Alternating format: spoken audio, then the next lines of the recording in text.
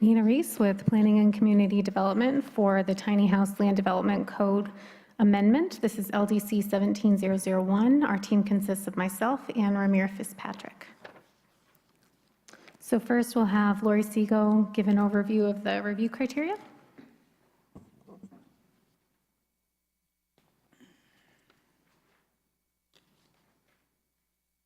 Good afternoon, Commissioners. For an amendment to the Land Development Code, there really aren't any criteria in your Land Development Code. The statute that is set forth in front of you gives you the authority to amend your Land Development Code, but because this is a legislative action, you have a lot of discretion as to the policy you wish to adopt, so long as it doesn't violate the Constitution or statutory authority. You have a lot of discretion, and there are no specific criteria which you are required to consider.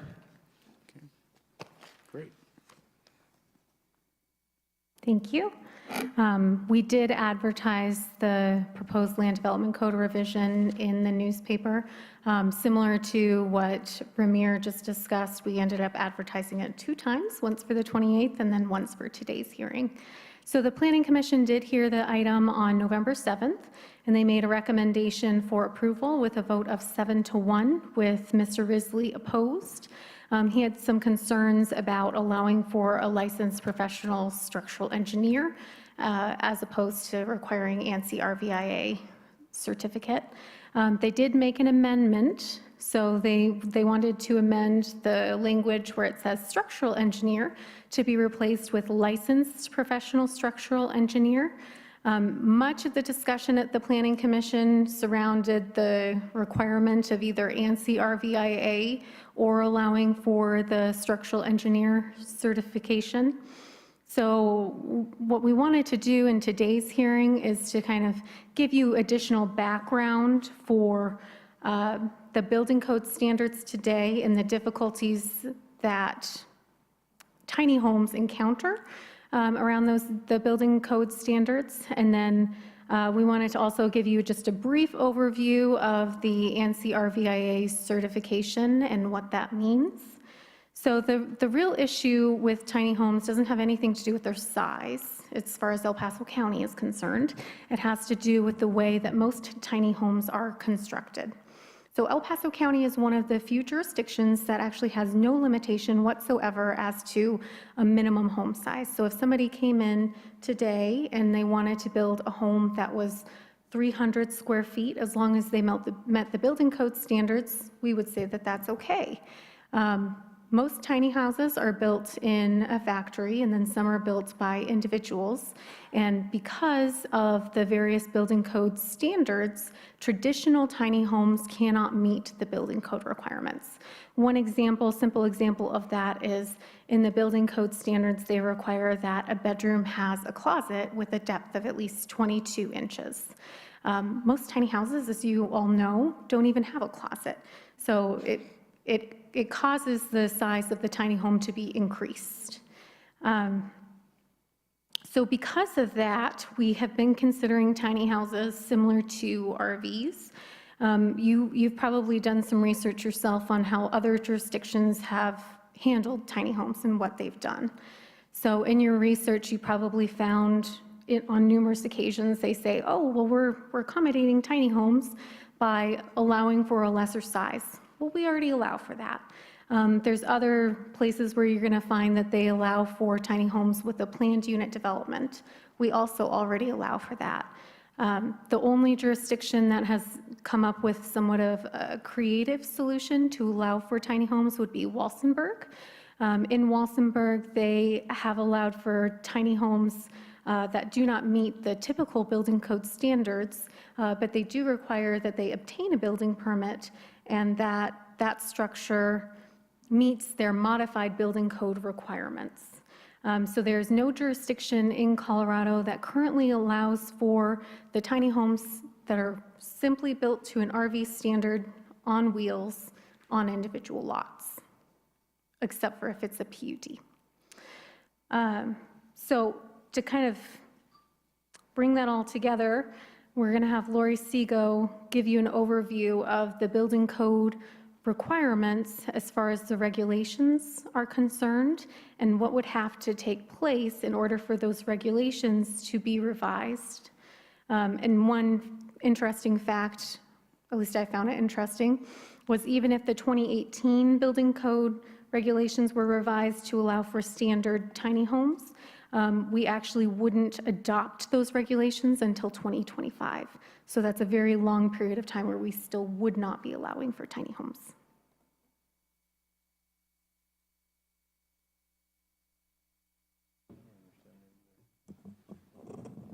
You might need to clarify that last point. Can I have the overhead, please? So, Commissioners, I want to start off by saying that when we talk about tiny homes, they're, let me try to jazz this up for you, Commissioner. If you wouldn't mind, I'd appreciate it. After lunch, long day, apologize for that. There is no standard definition of what a tiny home is.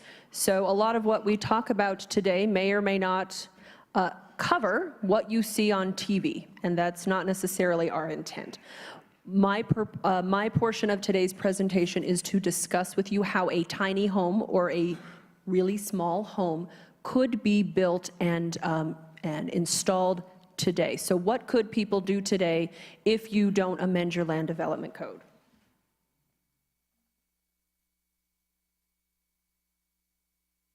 So as Nina mentioned, the first option is to obtain a building permit through the county and comply with our regional building code.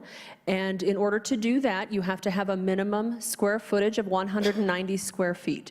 So as long as you don't go below that and you otherwise meet our building code standards, you can obtain a building permit from the county and from regional building to build your really small house on your property on a permanent foundation.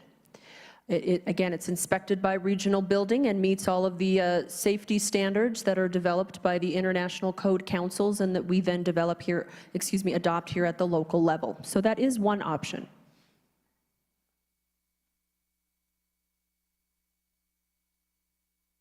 For those homes that are not built on site, but that are manufactured elsewhere and then installed on site, those types of homes are regulated by the State Division of Housing, and there are two separate categories. The first is what's called a factory-built residential structure, and again, the construction of those facilities or buildings is regulated by the State Housing Board. They are manufactured homes that are designed to be installed on a permanent foundation, so they are not on wheels, they're not on a chassis. And they are built to standards that are adopted by the State Housing Board. What the State Housing Board has done has adopted the 2012 International Residential Code as its code applicable to these types of structures. In the 2012 IRC, there is a minimum square footage size of 120 square feet for a home, so long as you otherwise meet all of the other applicable regulations in that code. Interesting to note that the 2015 IRC, which has not yet been adopted by the State Housing Board, actually reduces that to 70. So at some point in the future, it may be that if you otherwise meet all the applicable standards, you could build a home as small as 70 square feet.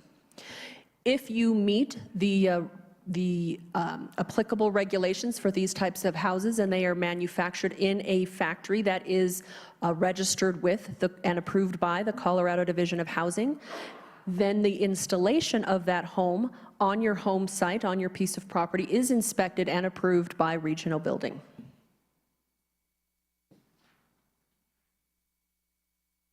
And then the second category of off-site homes that are regulated by the Division of Housing are manufactured homes. And these are very similar to those factory-built residential structures I just mentioned. They are also regulated by the State Housing Board. The standards that the State Housing Board has adopted for these types of homes are the federal HUD regulations that have been devised for manufactured homes. And these types of homes are built on a permanent chassis, and they are designed to be used as a dwelling, but they are not necessarily installed on a permanent foundation. They can be moved from place to place, but again, they are designed to be used as a permanent dwelling. They cannot have a motor, and they are not considered RVs. There is no minimum size for these types of dwellings, so long as you otherwise meet all of the provisions of the HUD regulations. And again, if you do choose to install these in your home, then that installation is, or excuse me, on your property, that installation is also inspected by Regional Building. So without any further changes by this board, those are the existing options for tiny home manufacturers and consumers. Commissioner Gonzalez. Just for clarification, this is what would normally be considered a mobile home, right? Or not? In the vernacular, yes, it would Like be. for a mobile home Yep. park? Okay. Yes. Mhm. Commissioner Waller. And I'm not sure we're here today talking about what I'm about to ask, but is there, this is as much about where you can put them as where you can't. So based on the current code, my understanding is there isn't a place where these things can be currently located unless they meet all the single-family housing requirements. So for example, there aren't parks allocated for these things now. Each of the types of homes that I just described, those three types, would be considered a dwelling unit under our land development code and could be placed anywhere that a residential use is allowed. And these manufactured homes may be allowed in mobile home parks because they are on a chassis and they are movable.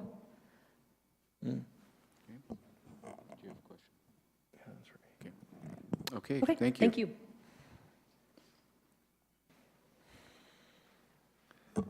Could I go back?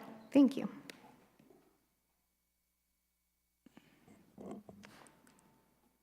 So I understand that you wanted me to clarify my fun fact. Yes, I think Okay. it, And our county administrator knows a lot more about this than I do, previously being at Pikes Peak Regional Building. But Pikes Peak Regional Building delays their adoption of the building code to ensure that all of the issues or bugs are worked out prior to them adopting. One example that I was given by Pikes Peak Regional Building was flakjack. So in Denver, they had adopted the most recent building code, and there was a major recall, and there was actually asbestos. So it was a pretty big deal, but by Pikes Peak Regional Building delaying their adoption of the building code, they didn't run into those same issues that Denver was having. So the reason why, even if the regulations were revised in 2018, which it's obviously too late for that, Pikes Peak Regional Building wouldn't adopt and then therefore wouldn't issue building permits based upon that being in 2025 is because of that delayed adoption. So I hope does that clarify things a bit? Commissioner Vanderwood. I guess, appreciate the reclarification. I guess I'm interested in knowing what that might mean and its impact, positive, negative, or otherwise, with regard to what we're deliberating on today. So the whole purpose of the background that we have provided, and then also us going into the ANSI RVIA requirements, is to kind of give you some background as to why we are proposing the amendments that we are and why there's not the option of issuing building permits and certificates of occupancy for the tiny homes. So at the Planning Commission, because we didn't begin the hearing with that background, I think there was a lot of confusion. So we wanted to prevent that confusion that we encountered in the Planning Commission by giving you that background and making sure that everyone fully understands the limitations of the building code today and why we are recommending the proposed amendments. Because there are some aspects to the amendments that are very different to other areas of the land development code. And once we get to discussing the permitting of the tiny houses, there are some additional requirements that we would be requesting of applicants. So giving that framework for here's the limitations that we have due to the building code and due to there not being able to be a building permit for these structures. That's the reasoning. Keep going if you want. Sure. Maybe just to carry that a little bit further, assuming the board were to adopt the recommendations med before us today, how long would it take before we could actually use those recommended changes in our community? Is it fairly immediately, a couple, 3 or 5 months, or is this something along these lines of 7 years or 5 years, or that multi-year thing? That was So where the the Land confusion lies. Development Code, unless you choose to delay your adoption, it could be effective immediately. So the Land Development Code is different than Pikes Peak Regional Building because we are drafting our own rules and regulations. So we're not working out any kinks. Now you have answered my question. Okay. Thank you. Commissioner, to summarize, this is outside of the building code. So there will be no delay. If you decide to approve this today, it is effectively in your code and ready to go tomorrow. Thank you very much. Okay. So let me just give you a real quick summary on the ANSI RVIA certification. So this is only for factories. This is not something that an individual could obtain. The reason for that is they require there to be at least 7 units that are built during the year. They do random inspections approximately every 8 weeks, and that would be a minimum of 6 inspections throughout the whole year, but my understanding from talking to those that have been certified, it's much more frequent than that. So this is not something that your mom and pop can obtain. So for that reason, we have proposed an alternative to the ANSI RVIA by allowing individuals to also provide a certification from a licensed professional structural engineer saying that essentially this structure is safe. That will allow kind of the free market to rule, and it won't cause somebody to be forced to go to certain builders versus having the ability to build their own home or to go to more of a small scale mom and pop business. Are there any questions on the ANSI RVIA or this certification? Commissioner Littleton. Yeah, just that I understand clearly, and so that the public can understand clearly as they're watching this. Somebody could build their home or their own tiny home, right? Just as people pull permits and sometimes they will build their own, finish their own basement or do something like that. But then it just needs to be certified by a qualified professional that it's safe and ready for use. Is that correct? That's correct. Okay. So I would imagine that engineer would have to have some knowledge of how they constructed that unit or have viewed the plans or seen it being Sure. constructed over time in order Sure. to do that. Okay.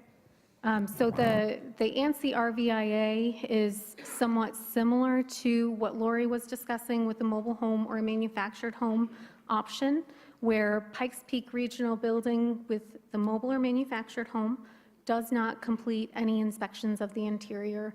They are just simply receiving that certification from the manufacturer saying that they are certified. And they do include certain requirements for the foundation, but there is no interior inspection whatsoever. So both the ANSI RVIA certification as well as the engineered stamp option would be very similar to what Pikes Peak Regional Building already does for manufactured homes or mobile homes. I've already covered this, so I'll just kind of skip over. So just to give you a little bit of background before we get into the actual proposed regulations, those of you that were here will remember the Simpson tiny house request. This is kind of what spurred this whole proposed amendment to the Land Development Code. At this hearing, the commissioners provided direction to staff to review the Land Development Code and see if we could come up with something to accommodate for tiny houses. We then held a work session with you. At that work session, you provided some guidance, which included allowing for long-term stays within an RV park, allowing for tiny houses within an RV park, allowing for tiny houses where mobile homes are allowed, while still maintaining a residential character, and then also giving some flexibility as to the design of the tiny homes, and then also ensuring that there's some minimum construction standards. We've been very lucky to have a lot of input from the public. So that would be from governmental agencies. So within El Paso County, Health Department, Assessors, Attorney's Office, Economic Development, as well as Pikes Peak Regional Building. And then the tiny house community has also been great, and they've provided a lot of input as to how they would like these regulations to be formed, and then providing suggestions on what we've come up with. So now I'm going to go into the actual proposed regulations. I'm going to cover the RV park scenario, and then Ramir will cover the individual lot. So the first proposed regulation is to add an additional definition to Chapter 1 of the Land Development Code for recreational vehicle park unit. So this will be a separate definition from our overall recreational vehicle definition. The reason why we have proposed to add this in is because we wanted to make sure that there's a distinction between a tiny house that's within an RV park that has no limitation as to the number of days that they can stay versus if you're looking at a recreational vehicle as temporary housing, when there's clearly a time limitation of typically 1 year. Next, we're proposing to revise the definition of recreational vehicle park. We're removing any reference to it being limited to temporary stays to allow for long-term habitation. We're also proposing to add a definition to Chapter 1 for a tiny house. So the definition includes requiring it to be on a permanent chassis. It includes language for requiring the ANSI RVIA or structural engineer. And then it also includes clarification that this same definition would apply to a tiny house on an individual single lot and also within a recreational vehicle park. The tiny house regulations for a recreational vehicle park are different than on an individual lot. The reason for that is if your property is zoned RVP, you've already gone through the zoning process to verify that that density and that overall character is consistent with the overall neighborhood. And you've also verified that there's basic utilities in place with that rezoning action.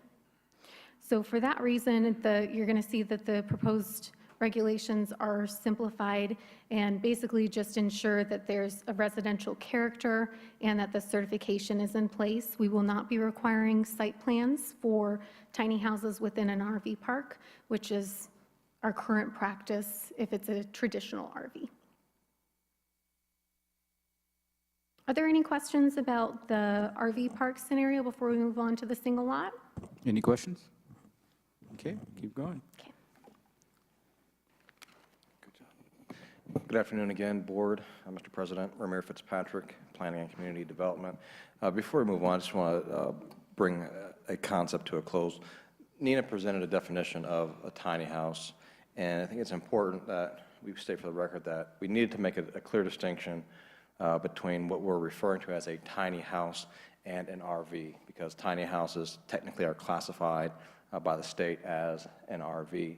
And so we need to make a distinction between the Winnebago and my tiny house that's constructed to have a residential character and a residential appearance, and that's designed to go into sort of residential settings as opposed to an RV, traditional RV park.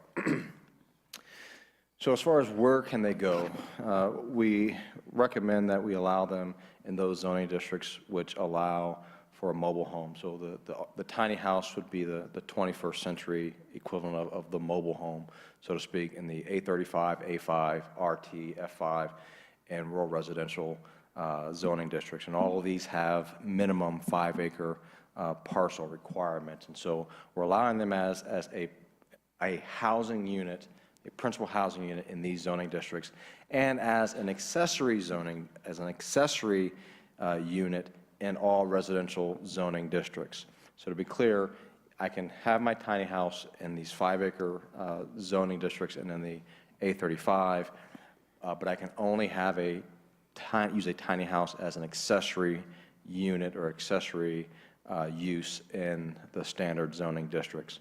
To maintain the residential character, we are recommending that they be finished on all sides with a residential style siding, whether that's vinyl, wood veneer, stone veneer, or some other finish that's approved or authorized by the Planning and Community Development Director, just to be able to have the flexibility that if a new type of siding, residential siding is introduced into the industry, we're not prohibiting it, or we're not binding ourselves, but the key is to maintain the residential character. Again, it can have no attached motors, and it must have residential grade exterior doors and windows, and these need to be pre-manufactured. Commissioner Gonzalez. Yes. Thank you. For clarification, so on your second main bullet, allowed on as an accessory unit in all districts, so you mean what lot size? So if I were on a 5,000 square foot lot, I would have my traditional, conventional stick-built home, but for, say, guest house, or if I wanted to have a woman's cave, right, then my wife can have a woman's cave and use a tiny house. I can buy a tiny house for my wife to use as a woman's cave. If we're going to be honest, that's how it Sis on tape. She's not watching.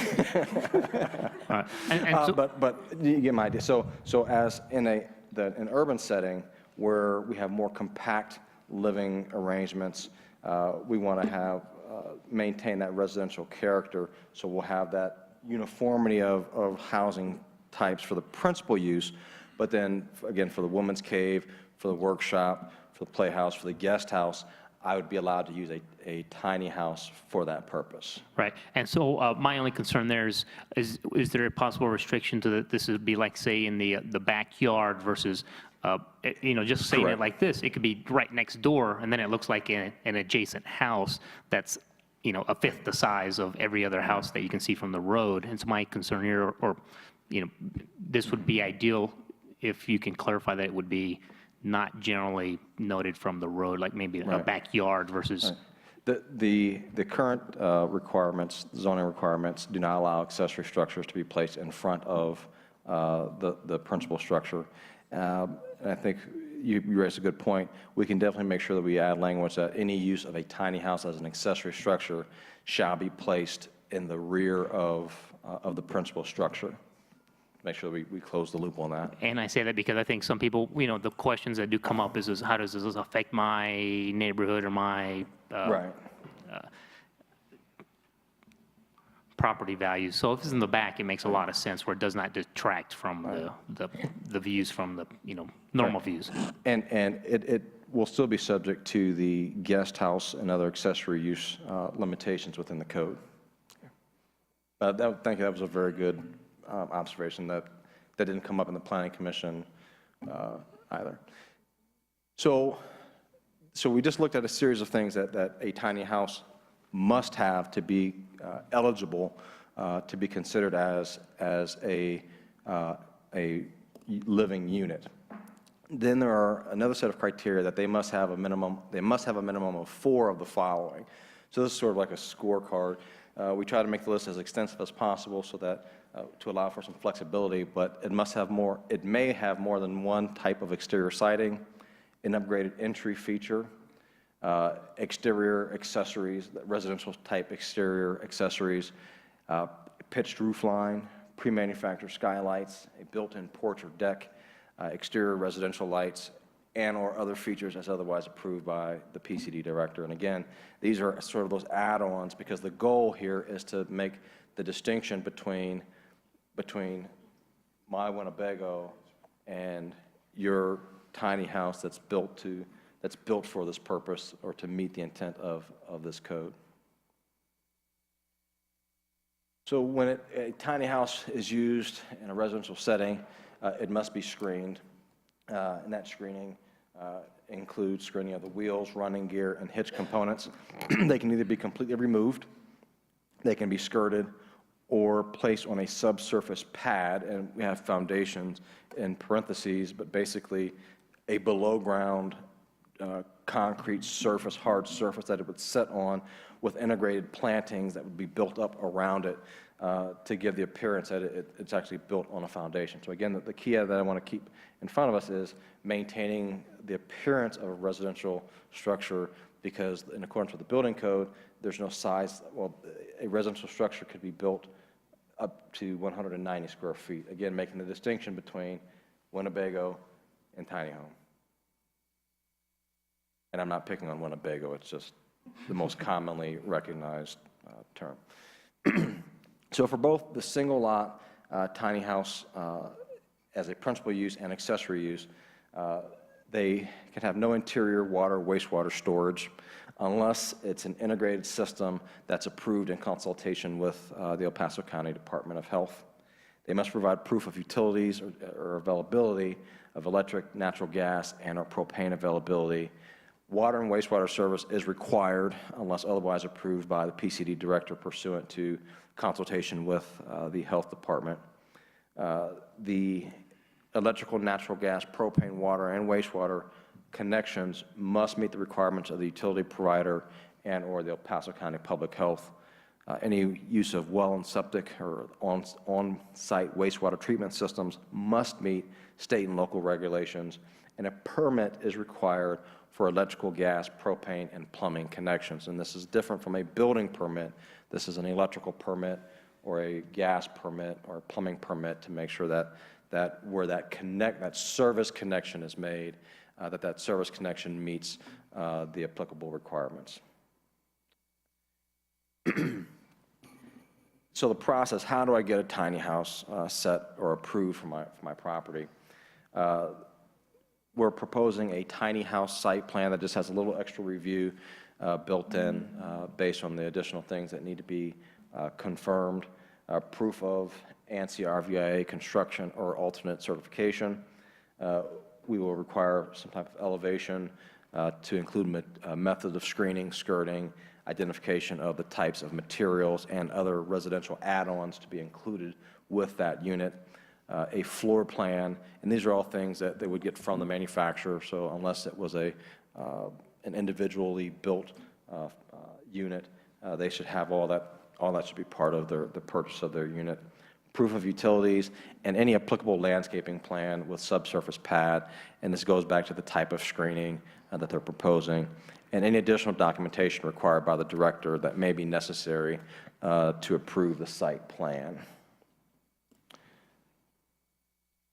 So when I have a tiny house as a principal use in those rural or agricultural zoning districts, what happens if I want to have a detached garage? Well, we don't want to have a 200 square foot tiny house and then a 5,000 square foot detached garage. So in keeping with our current regulations that require a limitation on accessory structures to be up to 2 times the size of the principal structure in these zoning districts, we would recommend that an accessory or a detached structure associated with a tiny house not exceed 500 square feet. This includes an add-on for administrative relief to that requirement. So we want them to be able to have at least a garage if they wanted to, and recognizing that this is something new. We're trying to maintain some of the same rights that a property owner would have if they built a traditional residence without exceeding the intent of the regulation. So for the additional review process, staff is recommending a tiny house site plan fee of $247. This is $100 more than what the typical residential site plan would cost. But again, there's some additional review and potential referral that may need to go on, and staff's attempting to cover some of the cost of that. The other standard permitting fees would remain $207 for a driveway, $137 for a builder's erosion sediment quality control permit, and a septic permit review of $147 where on-site wastewater treatment systems are proposed. Are there any questions of staff? Any questions? Okay, great, thank you. Sir. Is that it from staff? Because now we will open it up for anybody that has a comment. Got to sign in first? Yes, please, thank you.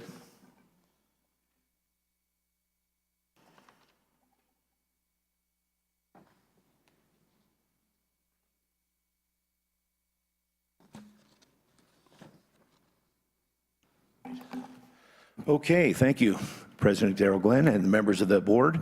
This is probably my first time appearing in front of the county commission body. As some of you might know, I served as the TPAC chair back about 10 years ago with the city of Colorado Springs and the Telecom Policy Advisory. So I've had a little bit of experience with sausage making, but I won't try to brag. All right, I have submitted a set of comments. As some of you have already had that in your packet, so hopefully you had a chance to review that. State your name for the record. I'm sorry, Mike Schmidt, and I'm the Director of Business Development for the Tiny House Industry Association, or Tiny Home Industry Association. I'm here with a couple of other associates, Tammy Donaldson with a Veteran Support Solutions company. She's my partner in a veteran village concept that we're looking at tiny houses, and then Mark Mosher, who's one of our cluster companies that we're looking at Alter Energy for doing tiny house community development. So they're here kind of supporting. I think Tammy might have some comments after as well. What I wanted to do was to read into the record the initial statement that I had on my cover overview. That way it helps identify some backgrounding, and then I'll cover some key points about our perspective on the code amendments. The proposed amendments are a good start. I don't know if I'm getting this right. These were prompted by many citizens approaching the planning department with a request to acquire tiny houses and place them on personal property in the county. This resulted in a series of initial changes that THI believes will be beneficial for the local development of housing alternatives overall. However, THI would like to also see additional tiny home community adaptations for zoning being considered in the future, such as higher densities of tiny houses on larger plots of land, i.e. we see this agriculture in 35 acres, but might also be able to accommodate more than just 2 tiny houses on wheels, supporting the RVIA standard, but also cluster communities that might be able to support the IRC standard, and that is a separate building standard. I think some of it's been alluded to in the presentations by the city or by the county planning department, but IRC, International Residential Code, is also another standard that tiny houses can be built to, and so we can go into more detail on that. The purpose-built tiny house communities would be possible to include a series of customized transportation services or transit-oriented designs where the development of medical and assisted living services and spaces could be provided, where a private park and outdoor recreational amenities could be developed, or the application of alternate energy, water, waste management technologies might be able to create single-family housing solutions that are more economical to build and sustain in both short and long-term housing scenarios. You currently can't do a lot of this in the RV park campground areas, and this is why we want to pursue the concept of pocket neighborhoods. It's important to note that while these changes for accommodating tiny houses as habitable recreational vehicles or tiny houses on wheels and allowing RVA standard codes built tiny houses on commercial, agricultural, as well as land parcels of 35 acres and larger will obviously be beneficial to future tiny home buyers, it really just scratches the surface of what might be possible, and definitely a good overall step in the right development and integration. As more history and experience is gained by tiny house buyers who desire to locate their homes in El Paso County, and by the housing developers who would like to consider using tiny houses as a possible building alternative, it is felt by THIA that new flexible single-family housing and microgrid-based community designs and configurations might be considered and enhanced in the future. So overall, the Tiny House Industry Association is in favor of these land use code amendments.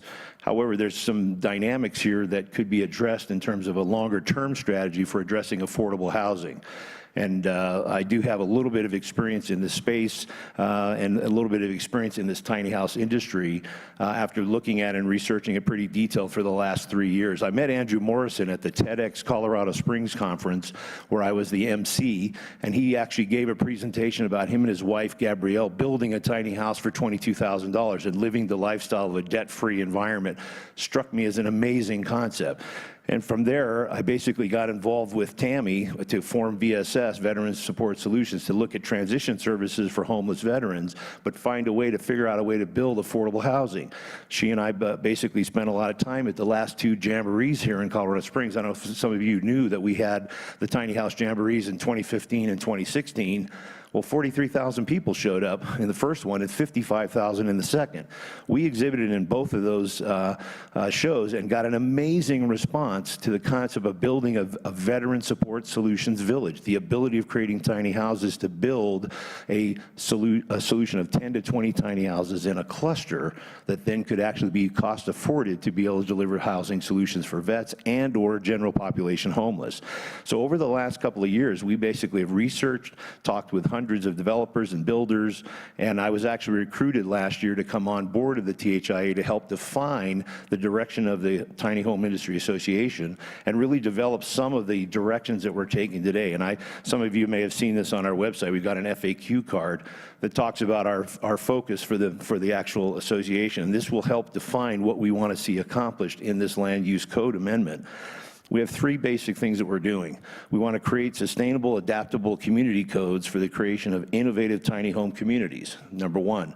Number two, develop sustainable building standards that can unify and codify the quality of tiny homes built across a wider base of builders. And three, encourage local municipalities to adapt creative zoning and ordinance policies for the development of sustainable, low-cost housing. So when I got into this business 2-3 years ago and then got onto the association. You're going to Yes. Gonna need some more time? We've got to Okay. get focused, get to the point, because we got a Absolutely. long agenda. Okay, so part of this, the reason that I wanted to at least bring to the county commission that the land use code amendments that you have are heading in the right direction. It's basically just scratching the surface. So one of the things that I think needs to be addressed, and I do have some questions that came through the orientation of the city planners, and that was basically that you're only focusing on RVIA standards. This is tiny house on wheels. This is actually a pretty good breakthrough in terms of allowing tiny houses on wheels to come in your community and allowing them to stay on the actual chassis and on the trailer. A lot of communities have been forcing people to do that and put them off on foundations, forcing utilities to be installed, et cetera. So this is an absolutely great move that I can see happening both in your A35 zoning as well as in the single-family ADU class of tiny houses. Although I'm still not clear that I can drive a tiny house in on wheels on a property and extend utilities from my current house to the actual ADU without requiring a separate set of utilities, because this is obviously a cost impact for someone that is considering doing that. So that's actually an interesting breakthrough. But one of the things that we want to also address is, and this is industry-wide, is that we actually have two building codes, the RVIA standard, as well as International Residential Code, the IRC standard. And those have been designed for tiny houses that are built on platforms, on foundations, either stick-built in place, or in the case of what Clayton Homes does, and Clayton's Homes, if some of you don't know, is a Warren Buffett company that manufactures manufactured housing. They now have a designer series of 2 tiny houses that they're building on a chassis and that they can be dropped into a foundation. This is another area of the code that I think we can actually innovate on here in El Paso County as well as the city. And one of the things that we're trying to pursue, and I noticed that some of these rules were being extended out for long-term duration. We may be able to actually try some pilot projects in the city and in the county to test out different configurations of these tiny house build communities. We're actually, the THIA is going down a pathway to look at a new adapted ANSI standard that would be similar to the ANSI NFPA 1194, which is the RV campground standard that's currently in place today. That standard obviously is oriented towards RVs. As the gentleman before said, hey, it's a Winnebago or it's a tiny house. Which one of these? Well, there's a lot of different configurations if you have the ability of using these additional codes. So this standard process, and we're going through this now, we may actually create a new ANSI standard for tiny home communities and pocket neighborhoods. And we like to see them in infill, not just in necessarily rural agricultural land, but in infill and suburban building areas where we can actually accommodate emergency housing, transitional housing, and long-term sustainable. So again, to summarize, because I probably run over my time, the ability for, and what we believe that this land use code amendment is a great step in the right direction, but it may open the doors for us to try out some innovative solutions with alternate energy, fuel cells, wastewater management, because again, when you try to balance the differences between where do you buy real estate and where does municipal services are available, and how do you balance the cost factor for the two, this is why in 3,192 counties in the United States, we don't have any builders building housing under $200,000. It doesn't exist. So this town being, and this community, when the El Paso County and Colorado Springs, yeah, we're known as the tiny house capital of the world. Well, we need to just not just talk about it, we need to actually do it. And that means we've got a tremendous opportunity to do this pilot project approach using this land use code amendments as kind of a stepping stone. And I've had some similar discussions with the city of Colorado Springs to basically pursue a pilot project potential. So I applaud you. THIA supports this initiative, but we do think that there's some things we could do to add some value. Excellent. Great. Commissioner Gonzalez.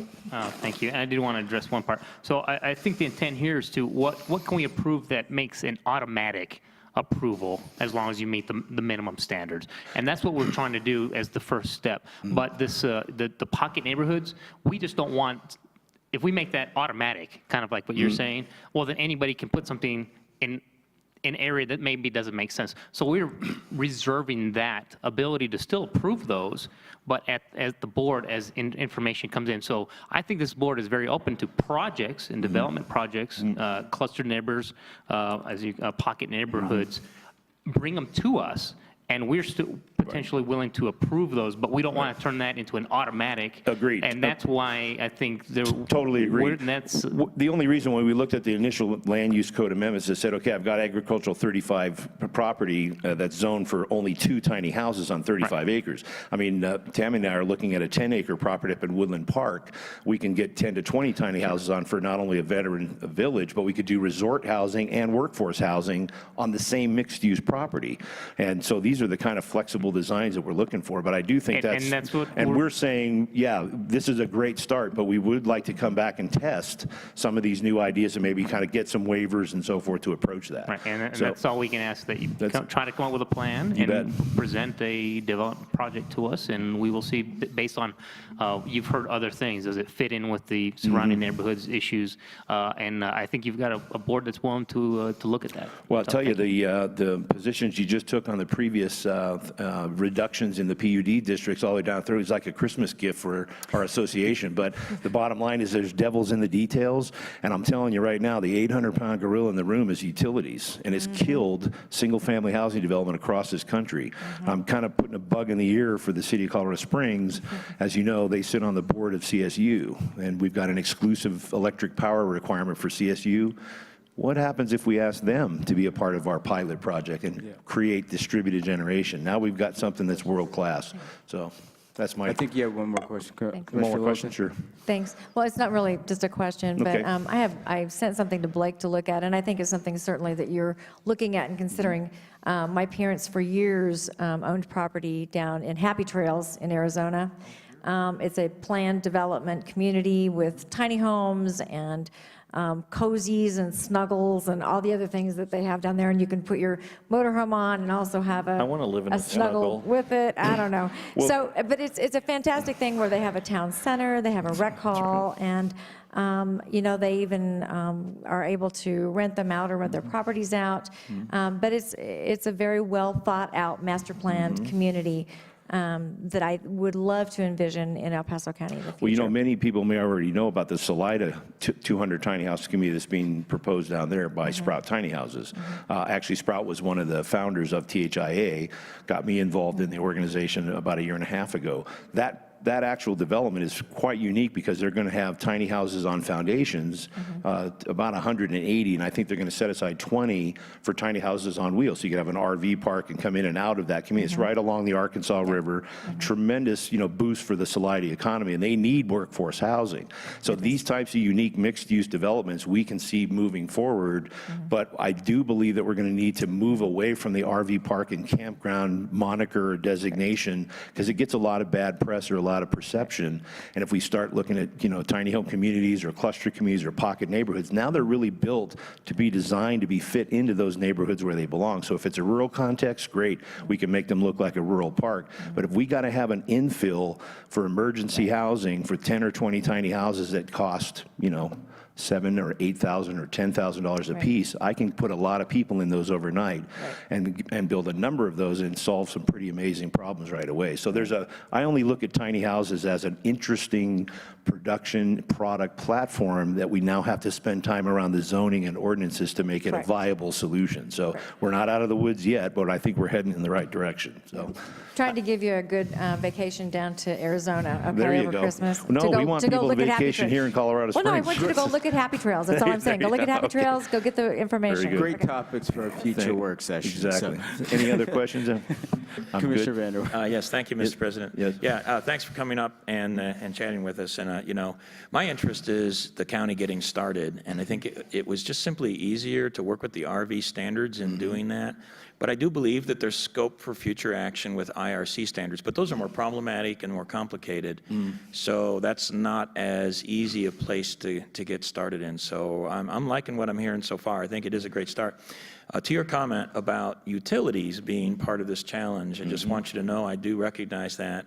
I actually have a meeting set up with the CEO of CSU, Mr. Forte, on that specific discussion, on that specific point, not knowing where that will go per se, but it's time for that conversation as well. So Well, one of the, if you'd like some input on that, Commissioner Vandervert, we can actually pursue. Offline. Offline, that's true. Yeah, not right now. Thank you, Darrell. Is that there's some utilities extension potentials that we could do from existing properties to the extended ADU or tiny house. And this is one of the things that we're promulgating and talking about, fuel cells, distributed generation, so forth. And in keeping with the president's point, let's do that offline. You got but I it. would like to have that conversation with you. bet. Thank you. Thank you very much for your time, Commissioners. Appreciate it. Is there anybody else that wants to have a brief comment on this item?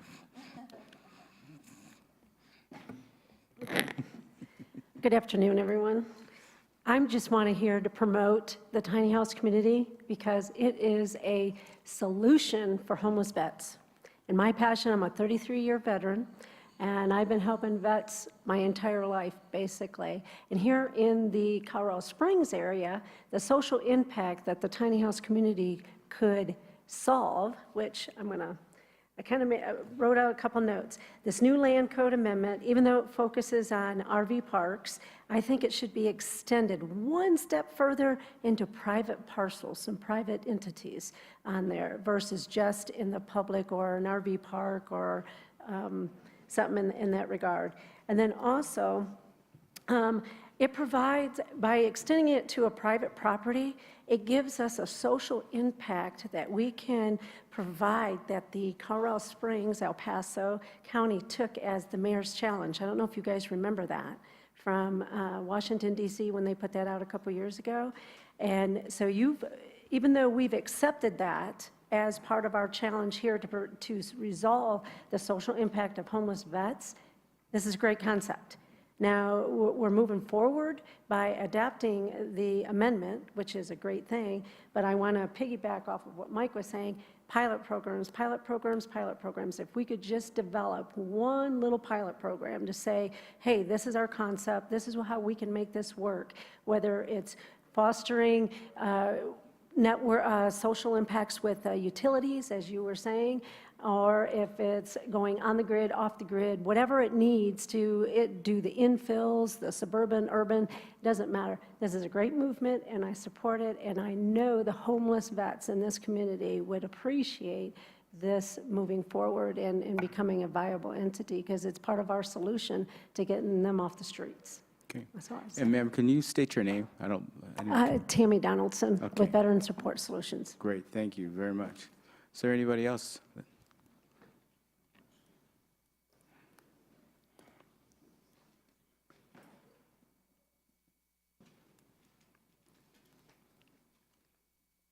Good afternoon. Good afternoon. I've been here since 9 o'clock and my head is swimming with all this stuff. Oh my God, what you guys You go should be through. sitting up here. It's far worse. No. My heart is pounding. I'm here because I really believe in the tiny housing. I think that I represent a lot of people who couldn't be here because they're struggling. And that's what's called affordable housing. This is going to give affordable housing. But I would like to extend this further. You talk about tiny houses being RVs, et cetera. Well, RVs are not temporary housing. There are many people who live in there year-round, additionally as a retirement community. I live on 4.57 acres, and I have been allowing people to live in RVs in my property, not knowing it was illegal because I thought I was doing something good, helping people in transition. And that's something that is very valuable. Now, I have about 9 pictures here of my neighbors who also have RVs, and I don't know if anybody's living in them or not, but I'm thinking that for those of us who have the land, who are willing to share, and I used to have a veteran who used to be on my property for 2 years until he got back on the ground. I helped a single mom also before she got back on the ground. I have a wonderful family right now who moved from California, bought an RV, thinking that they could be at my place, not knowing that it was illegal. And so I would like you guys to open this up and change some of this wording about RVs. It's not trailer trash. It's not just people like that. This opens up for people like us who have land, who can share that space. There's a septic that is connected to my sewage. I have electrical, I have water, everything is in place. And right now they're finding land so they can build their own house, because I don't allow them to live there permanently, but it is a transition place. I would like you to extend this from tiny houses on RVs also, and allow RVs to be lived in if we choose to. I mean, really, 5 acres, or almost 5 acres, which was divided by the commissioners a long time ago, because I'm supposed to have 5 acres. Why can't I be the judge of who I want on my property, as long as it's within reason? I have made some recommendation, and I apologize. I did this 5 o'clock in the morning after rewriting it, rewriting for days, and I'm supposed to fly to California tomorrow to help my daughter find affordable housing, because there it's $1,000 a month for a room that's not even 10 by 10. So the affordable housing, let's see if I can find it on my thing here. And what got me started was my son when he got stuck in Colorado Springs due to some legality situation that he was not responsible for. And due to the court system and everything else, he wound up living on my property for 3 years. My recommendation is that if a person has 1 acre up to 3 acres, that we can have 1 RV as permanent situation and 1 for temporary for one year.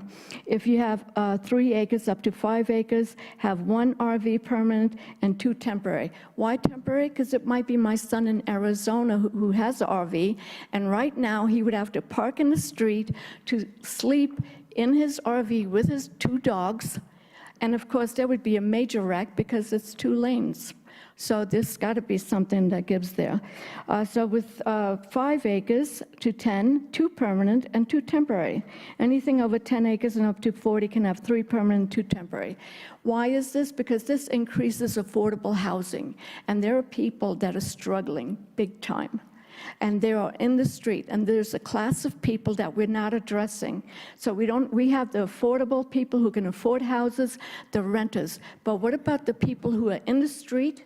I'm going to ask you to kind of focus. I will. Okay, I'm closing up. Yeah, all right. All right, thank you. Here's what I am going to commit, because, and again, we are committed to getting this going, and I think that there's probably a lot of support to have a follow-up discussion, probably by way of a work session on next steps. Okay. So we really want you to focus in on this, because nothing's going to happen until we approve it. And we've got a lot on the agenda, so I got to get you to wrap it up, okay? I know, and I just lost my closing. And if I Yeah, might, so, and I think, I'm sorry to interrupt, but if I might, you've got your 2-page document, Yes, you which can do. be placed Yeah. into the record. That will also Absolutely. go to our team, and then your written comments will go under consideration as a result of that. So thanks for providing those. Thank you. And one of those words is dimensions, not detentions. Thank you. Is there anybody else that wants to? Okay, go ahead. Linda Summers. Thank you. Anybody else before we bring it back up here? Okay, staff? I did just want to briefly respond to a few of the comments. So as far as alternative energy sources, with our proposed regulations, we have not specified how you are to obtain your gas, electric, or water and sanitation. So we are already opening it up for alternative solutions, so we aren't preventing people from exploring those. There was also a lot of discussion on concerns that we're not allowing for communities. With the revisions to the RVP zone, we are actually allowing for communities. So if you wanted to redevelop an existing RVP zoned property into a tiny house community, you could do that. Or if you wanted to establish a brand new one, then you would just have to seek a rezone request to the RVP zone district. Okay. That was all. Any questions? All right, I'll bring it back up here for a comment and a motion. Who wants to start? Commissioner Vanderwerf. Yes, thank you. You know, I appreciate the foresight of this board several months ago in asking the team to work through the development of a code for this purpose, the Land Development Code. And I do believe it is our job to, quote unquote, get the government out of the way while protecting public safety so that the tiny home industry can innovate and deliver on a need. And I believe, thank you, and I believe that this is a leadership role that this county is now taking in order to deal with low-income housing challenges. And I think I appreciate the comments that have been provided, because there may be other things that we can do, but I think it's very important that we proceed forward. So with that in mind, if you don't mind, I would like to move for the approval of this El Paso County Land Development Code amendment regarding tiny houses. Second. Okay, any further discussion by the board? Commissioner Gonzalez.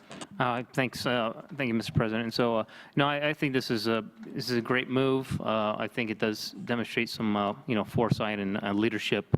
And so I'm thankful to the county trying to do this. I actually go back, I remember this day actually pretty good, the Simpson tiny house, because I remember that exemption. I think she wanted either a 5-year or an open-ended exemption to be able to rent out that property. And I asked the question, I say, well, what is our policy? What does our land code say? And based on what was in our land code, I think I was the only no vote. I voted no. But I did also look at Craig Dossie, and I said, what can we do so that the next time this comes forward to us, I can say yes? And so I think that's what we've done. We've gone to the point where, we're willing to say yes, and not just yes, but let's do, let's move forward. Let's be, a solution-minded organization, and I think we're doing that. And so my only comment now is just really that one concern about making sure that the accessory house would be something, towards the back. And I think people understand why that would be in the smaller lot homes in the urban areas. I'm all for this. Thanks.